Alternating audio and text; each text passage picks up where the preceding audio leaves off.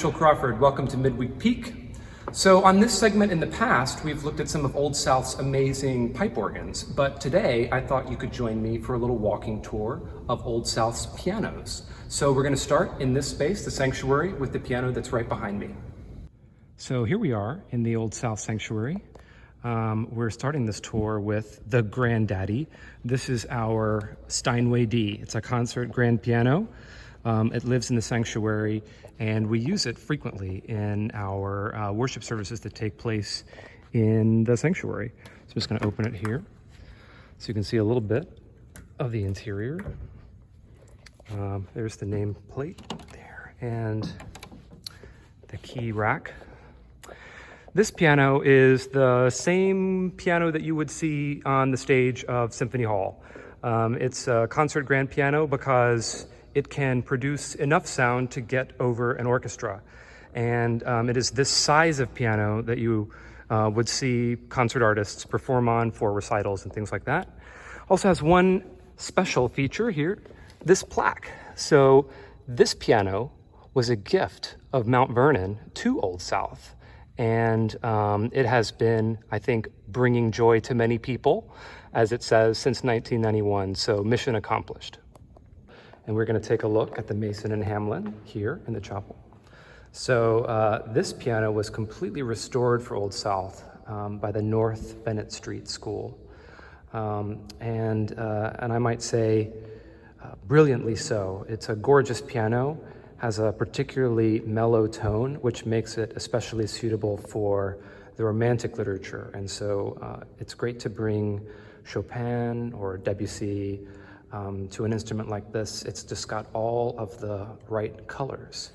I'll show you my favorite element that's not the sound quality are these legs, which are just beautifully ornate and actually have some piping. I don't think you can necessarily see, but particularly beautiful. And the case itself is just totally gorgeous. We're now in Mary Norton Hall, and this is the second of the church's Mason and Hamlin pianos. It's the same size as the one in the chapel, but with a sort of mahogany finish. This one has an interesting story. So this piano used to be enclosed within the sanctuary organ that is downstairs. Back in its earlier life as an auditorium organ, that instrument contained a number of percussion stops, be they harp or chimes, but also including, like I said, an actual piano. And when you think of it, the piano is a percussion instrument. The hammers hit the strings, and that's the way the sound is produced. So this piano would have been playable from the organ console back when it was attached to that instrument. And when Old South purchased the organ and brought it out to Boston, we got the piano as well. And it was, again, lovingly restored and is now the instrument that we use for our choir rehearsals and other events in Mary Norton Hall. But yet another just totally gorgeous piano built by Mason and Hamlin. Here we are in the Guild Room, and this is the third of our Mason Hamlins. It's a baby grand Mason and Hamlin. And so I like to think of it as like a younger sibling to the ones that live in the chapel and in Mary Norton Hall. But you can see the beautiful wood, just gorgeous. And similarly, some of the styling, you can tell sort of from the Deco era. A very gorgeous piano. So from the chapel, we're going upstairs into the Crawford Library for one of Old South's upright pianos. Most of you in the congregation will know this, but of course Dr. Crawford, for whom the library is named, is a pianist himself and would frequently regale friends and family at the piano. So this is what's known as a console piano. It's perfect for smaller spaces. And we've been able to use this piano and this room as a breakout room for rehearsals. And so just having it here in the library gives us a lot of flexibility in using this space for more than just reading and study.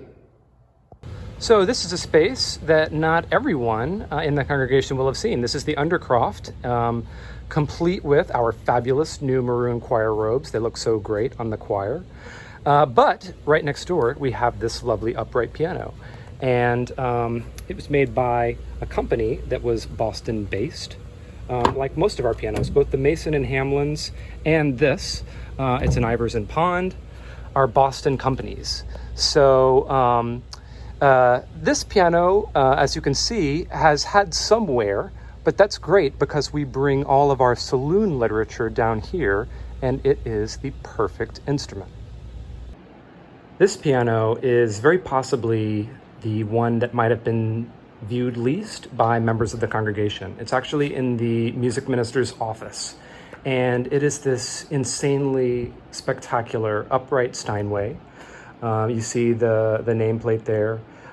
Just totally beautiful. And also take a look at that grill, the grill work.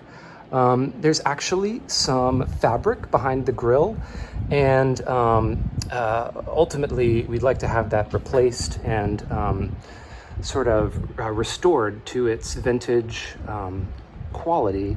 But just a totally gorgeous piano, and one that I'm delighted to have in the office. It comes in extremely handy to have a piano in the office, just to be able to turn around from your desk and to play through something.